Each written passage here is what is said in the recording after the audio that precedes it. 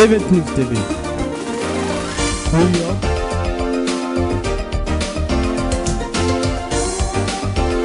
Paris. Abidjan. Bamako.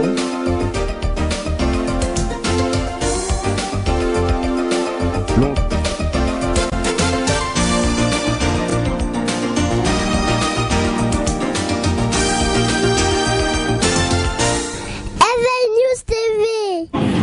Bien, bonjour, bonsoir les Ivoiriens. Nous sommes aujourd'hui le 12 avril 2014. Donc cette date qui a été choisie pour la commémoration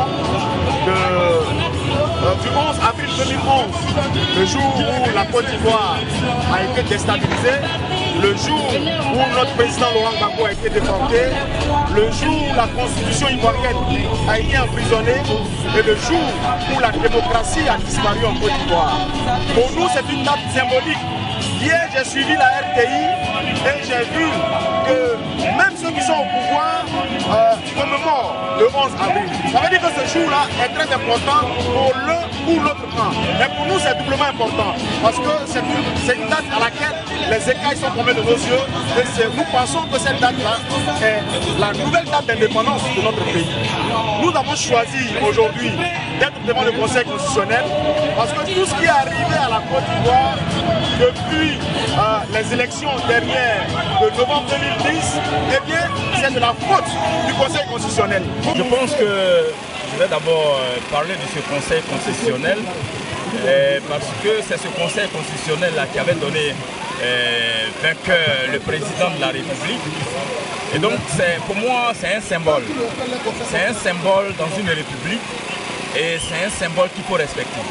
Ce qui n'a pas été respecté en Côte d'Ivoire.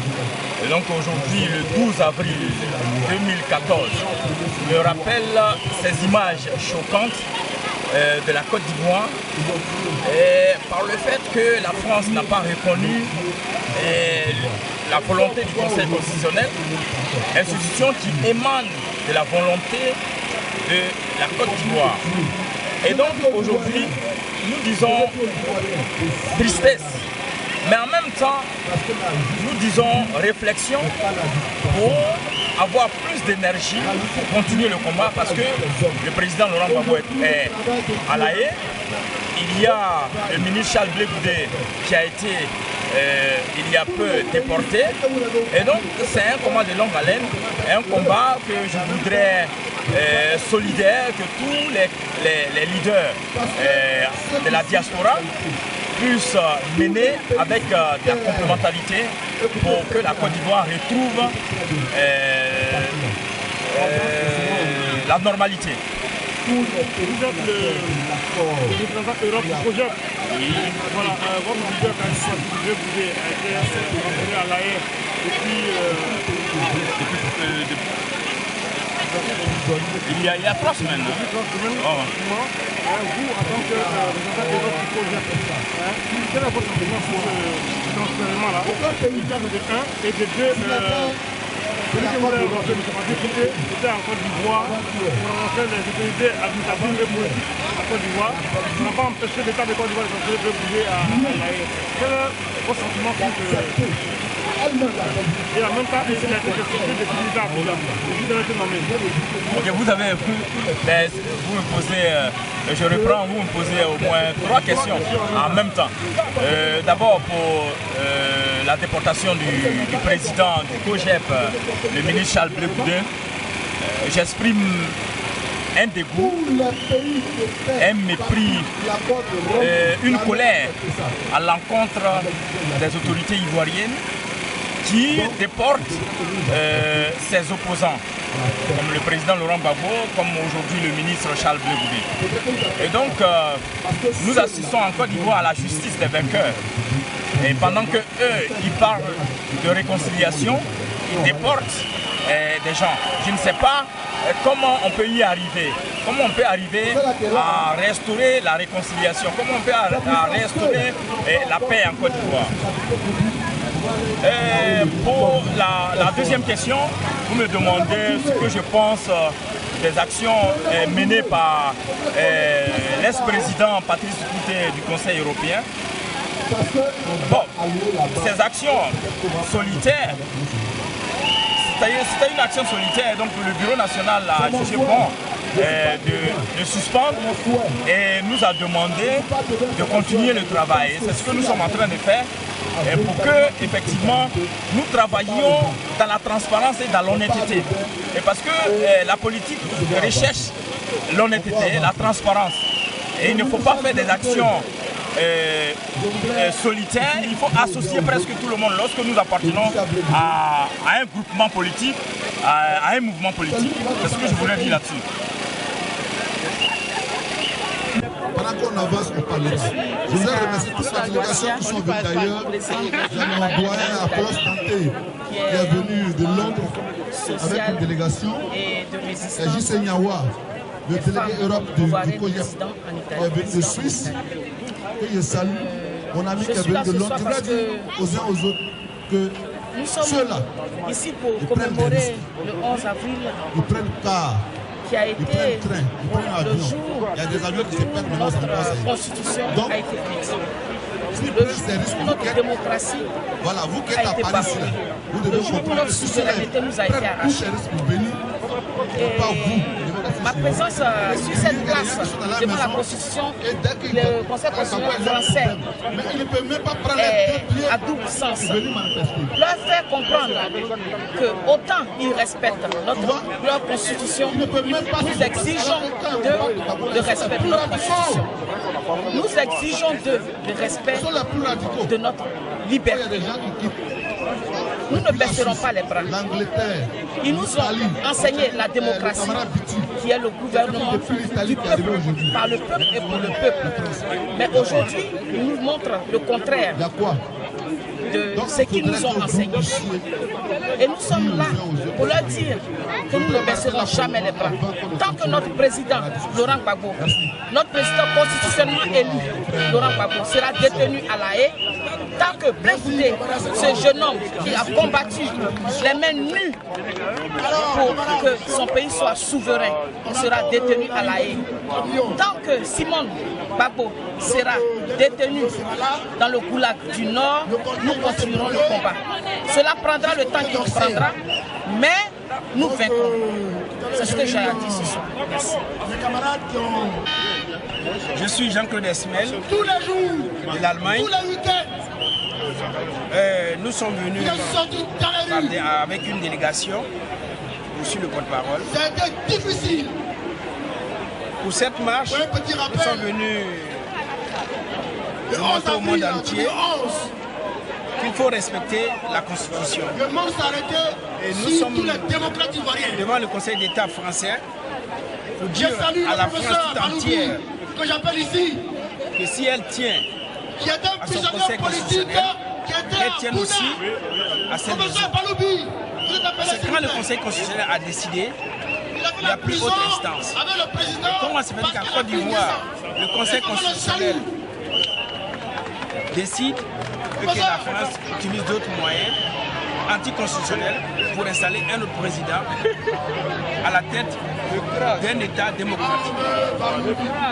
Et donc, aujourd'hui, nous leur disons que les Africains, c'est vrai, hier était autre chose, mais aujourd'hui, les Africains d'aujourd'hui ne sont pas ce qu'ils pensaient et ce qu'ils ont pensé.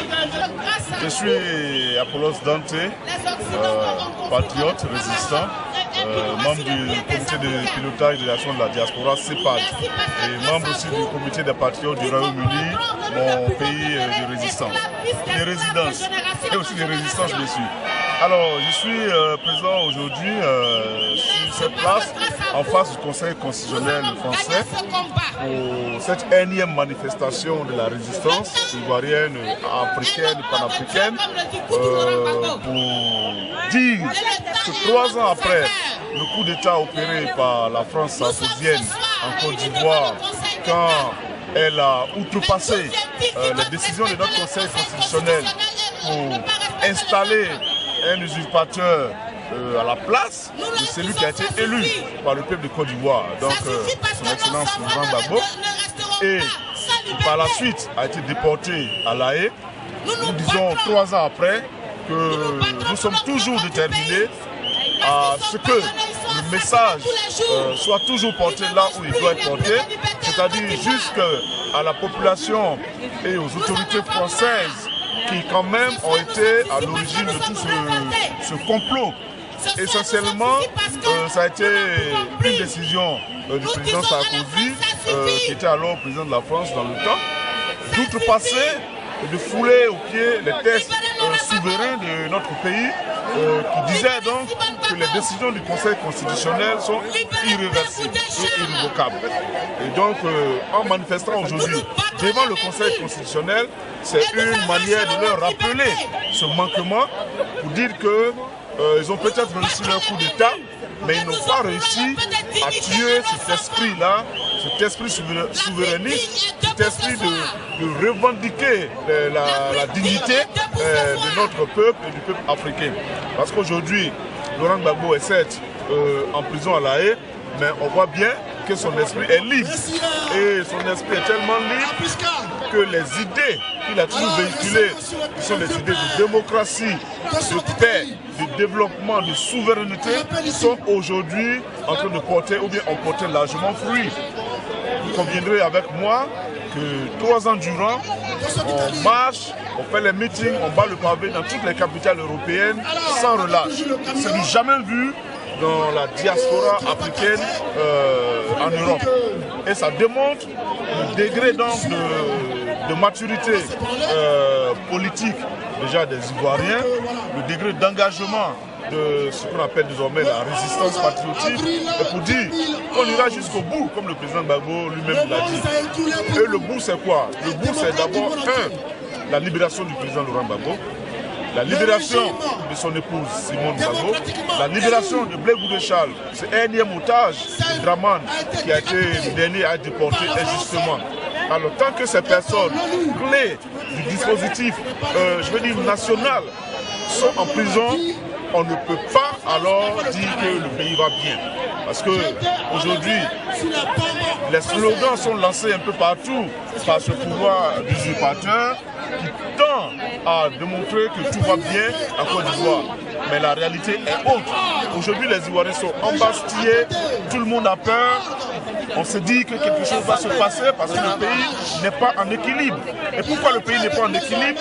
Parce que bien évidemment, il y a une partie du pays qui a pris l'autre en otage et il y a un clan qui s'est accaparé le pays, qui a pris tout le pays en otage. Et quand tu n'es pas de ce clan, ben voilà, tu n'as pas la liberté, tu ne peux pas vivre, on peut te tuer à tout moment, on peut te mettre en prison, on peut te déporter à La Haye, etc. Dans ces conditions, on ne peut pas alors parler de réconciliation, on ne peut pas parler du développement de la Côte d'Ivoire, on ne peut pas parler d'émergence. Préalable à tout cela, pour la réconciliation véritable, c'est la libération des prisonniers, le retour des exilés politiques, le dégel de leurs avoirs et la libération de l'espace politique. Parce que pour le moment, le peuple est bâillonné, il ne peut pas parler. Et ça, ce n'est pas compatible avec la démocratie.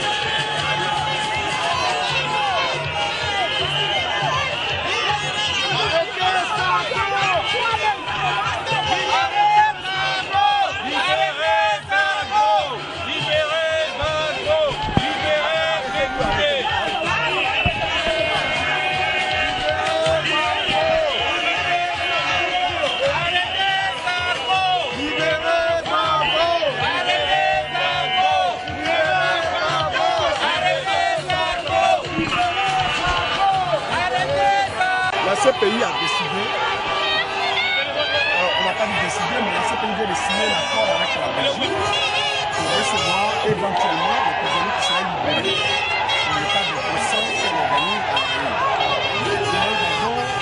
c'est selon certaines informations sur la liste de ceux qui vont être reçus à la Belgique. Comment est-ce que vous avez reçu cette Mais écoutez, c'est une bonne nouvelle aujourd'hui que la CPI ouvertement informe l'opinion internationale que effectivement il y a un pays qui a ouvertement signé pour son accord pour recevoir des éventuels prisonniers ou des prévenus qui seraient en liberté provisoire. Donc c'est une bonne nouvelle. Et nous avons toujours depuis le début dit que si pour l'instant la CPI ne reproche rien au président Laurent Gbagbo et que les preuves sont insuffisantes, il faut au moins qu'il soit libéré de façon provisoire. Donc je pense, nous pensons que c'est une avancée en tout cas dans la lutte que nous menons et c'est une avancée aussi juridique. Ce qui permettra aujourd'hui de savoir que si jamais le président Laurent Gbagbo est libéré provisoirement, il irait par exemple en Belgique. Ce ne serait plus un pays qui est caché. Donc le pays est aujourd'hui connu par tous. Donc voilà, nous pensons que c'est une avancée et nous soutenons cela et nous croyons que le président Laurent Gbagbo va être libéré provisoirement. Et ça Ben Naki, il y a l'envers de la médaille aussi. Dans l'éventualité de libérer Gbagbo provisoirement, qu'il soit en Belgique, cela peut supposer qu'un procès va s'ouvrir. Vous avez pensé à ça? Non, de toutes les façons, le président Laurent Gbagbo lui-même l'a dit que nous irons jusqu'au bout. Il a dit qu'il est prêt à un éventuel procès. Mais si pour l'instant, il n'y a pas de preuves suffisantes, nous pensons que la libération provisoire est imminente. Donc il faut le libérer provisoirement. Voilà, donc c'est ce que nous disons. Il faut le libérer provisoirement afin que au moins cette justice-là soit équitable. Merci, M. Nos sentiments, c'est l'injustice internationale. Nous demandons pure et simplement la libération de Gbagbo, de Simone et de Blé Goudé. La Guinée-Bissau a connu le coup d'État il y a 2 ans. Et demain, nous allons l'élection présidentielle législative. Donc, nous demandons que la démocratie marche et que celui que le meilleur gagne. Donc, il faut libérer l'Afrique, il faut libérer le continent africain, il faut libérer le peuple africain. Donc, l'injustice que le peuple africain subisse, c'est injuste. Et donc, nous pensons que avec cette marche-là, avec tout le monde qui est là, le monde va nous entendre. Nous sommes là pour défendre la même cause. Ouattara est arrivé au pouvoir de manière très violente, aidé par la France. Ce qui justifie notre présence ici, c'est la manière dont le pouvoir est acquis en Afrique. Ouattara, une fois au pouvoir, a été nommé président de la CEDEAO et de ce fait a appliqué la même méthode qu'il a fait arriver au pouvoir. Il a permis à ce que la Guinée-Bissau ait un président qui a recueilli un candidat qui n'a recueilli que 15% des voix au suffrage universel. Donc il a appliqué la même méthode. C'est pourquoi nous sommes là aujourd'hui, pour défendre cette injustice, pour permettre à ce que l'Afrique élise un président avec la majorité et non avec une minorité de 15% par exemple. Oui, nous sommes là aujourd'hui, nous le collectif des ressortissants de la Guinée-Bissau, qui est né il y a de cela 2 ans avec le coup d'État du 12 avril en Guinée-Bissau, pour condamner tous les coups d'État en Afrique et aussi en Guinée-Bissau. La Guinée-Bissau est un tournant de son histoire de nation indépendante. 2 ans après ce coup d'État politico-militaire qui a interrompu le processus électoral du 12 avril, le pays aujourd'hui est en passe de retrouver la normalité constitutionnelle et politique à partir des élections présidentielles et législatives prévues pour demain, le 13 avril 2006. Voilà, Sarkozy assassin, la démocratie ivoirienne est fauchée, la Côte d'Ivoire est fauchée, le président de Côte d'Ivoire, Laurent Gbagbo, est bombardé à son palais par la pompe de Nicolas Sarkozy. Il y a 3 ans, le peuple ivoirien avait volé sa victoire, Voilà. Il dit Chirac est un voyou. Chirac assassin.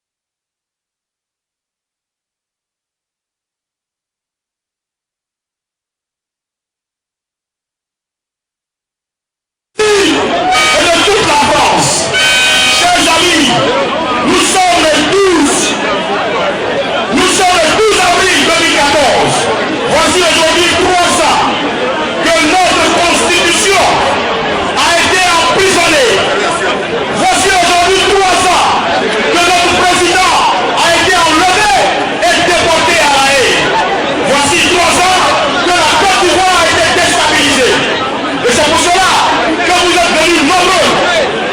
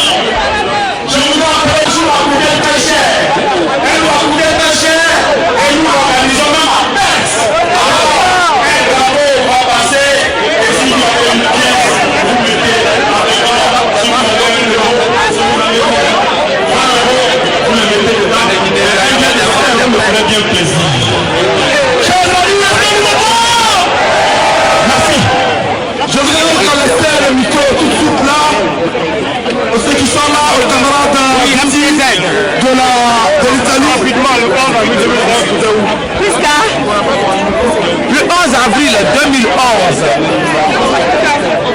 j'étais à la place de la Nation pour protester parce que la victoire de Laurent Gbagbo et de la Côte d'Ivoire était confisquée par la France.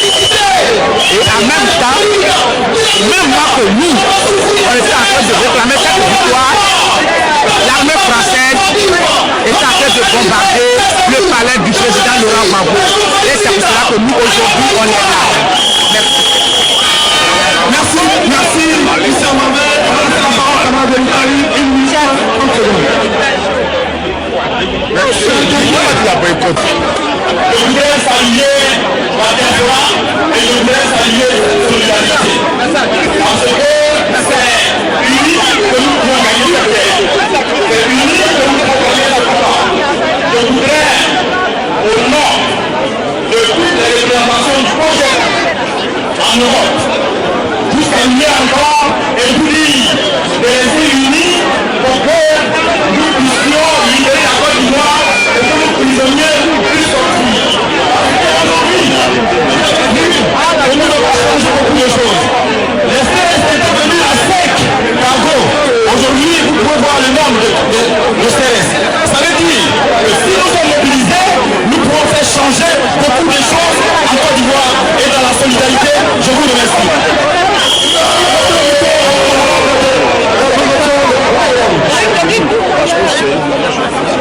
Je suis la représentation de l'Italie. Je suis passé à la représentation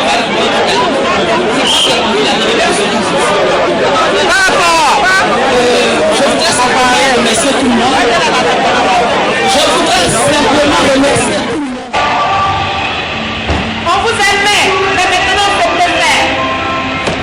Nous préférons l'Afrique. Afrique infinie.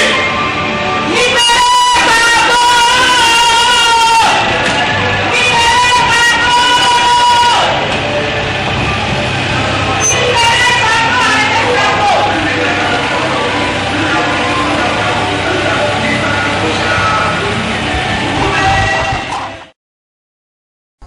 Event News TV.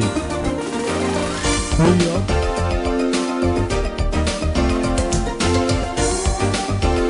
Paris.